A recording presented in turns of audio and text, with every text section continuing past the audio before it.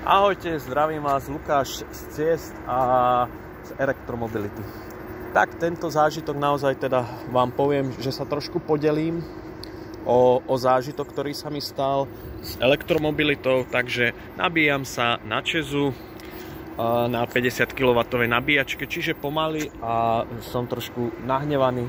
Čo sa mi stalo? Ja som včera naozaj ten e-join vychválil, by som povedal, že do nebies. A vlastne išiel som tam, dal som si nabíjanie, po nejakých asi 5 minútach ja som odišiel od auta, mi vypísalo chybu nabíjania, prišiel som tam naspäť, auto sa nenabíjalo a jak som to aj v tom predchádzajúcom videu hovoril, tam si vlastne dobíjate kredit. A ja som to tam mal 20 €, som tam dal celých 20 € a ten rozdiel nabijete si za 10 €, vám to vlastne tých 10 € vráti. No ale jak nastala tá chyba, tak vlastne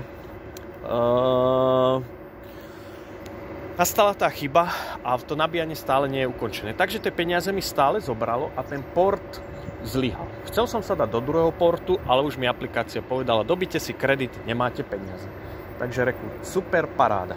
Chcel som si dať naozaj, že tam trošku posedieť, dať si kávu. Je to 120 kW nabíjačka, za 20 minút by som mal nabité a potom by človek ako vlastne cestoval zase tam, kde potrebuje a úplne, že fajn, super. Tuto v meste, konkrétne v Ústí, potom sú už len 51 voláka 75 kW nabíjačka. Ako môžete vidieť, som tu už 16 minút, som musel prejsť celé mesto a nabiť sa, tuto zase stráviť čas úplne, kde som neplánoval, ale chcem mať auto nabité, lebo idem znova nejakých 500 km. Jednak aj trochu ČEZ má nevýhodný tarif oproti teda tým, jak som hovoril, tomu e-joinu, iných cien.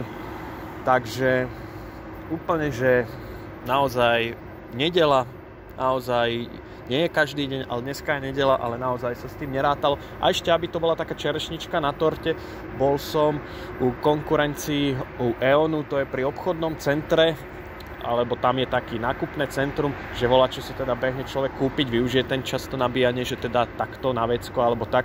Tuto v podstate som priamo v ČEZu, ako sa môžete pozrieť, je toto asi tepelná elektráreň, aspoň má človek takúto exkurziu, všetko zlé na niečo dobré, má tu teda asi hneď ten E.ON priamo čerstvú elektriku a v podstate ale nič, jednoducho ten čas tu nevyužijete, vyslovene buď ste na telefóne, alebo proste sa tu môžete prechádzať a proste si poviete, že jo, skvelé, síce už mohol byť dávno inde, aj som chcel byť niekde inde a takto. Ako nechce byť zase úplne, človek chápe naozaj to nabíjanie, ak tá nabíjačka vyhodila nejakú chybu, ide to cez systém, pracuje to s internetom, čo ja viem a tak ďalej a proste tá chyba nastala, ale potom naozaj ten užívateľ jak ja, takto som si to úplne odniesol. Čo by sa mi spalovákom alebo konvenčným autom zatiaľ nestalo, človek by natankoval, hej, za 5 minút išiel by ďalej a tuto naozaj teraz mi to, aby som ja nabil auto, mi to zabitá dobrá pol hodina, 3/4. Takže naozaj ja to beriem tak, že nie len pozitívne veci, naozaj to má aj negatívne veci, tá elektromobilita a toto.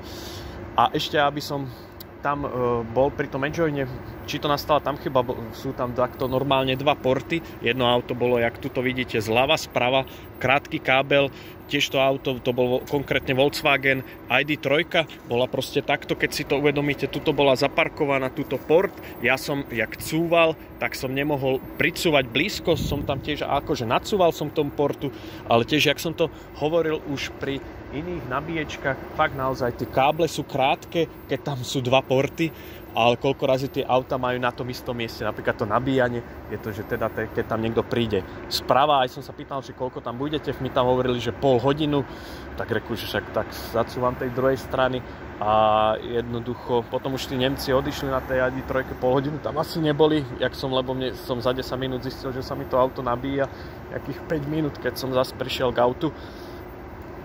Takže už tam neboli, takže možno odišli asi tesne predtým, možno tam boli 15 minút, kvázi je to jedno, ale ďalšia vec, krátke tie káble niekedy nedočiahnu tie porty, naozaj pol metra, kebyže sú tie káble dlhšie.